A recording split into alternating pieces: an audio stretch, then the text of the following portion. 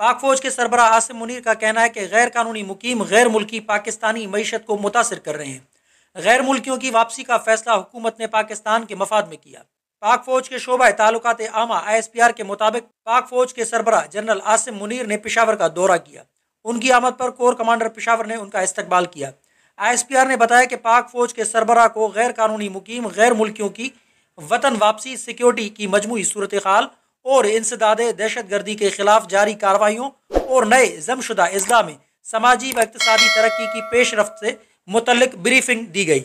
उस मौके पर army chief general Asim Munir ने अफसरान और जवानों से मुलाकात की और कहा कि कौम को मुसल्लह अफवाज की कारकर्दगी पर फख्र है।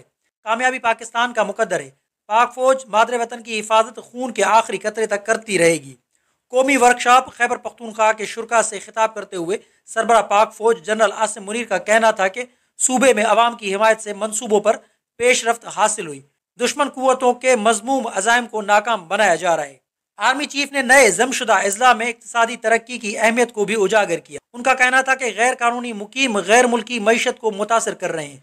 उनकी वापसी का फैसला हुकूमत ने पाकिस्तान के मफाद में किया। गैर कानूनी गैर मुल्कियों को बाइज़्ज़त तरीके से वापस भेजा जा रहा है। मज़ीद खबरों और अपडेट के लिए जोत न्यूज़ को लाइक करें, सब्सक्राइब करें, कमेंट सेक्शन में अपनी राय का इजहार ज़रूर करें। अल्लाह हाफिज़।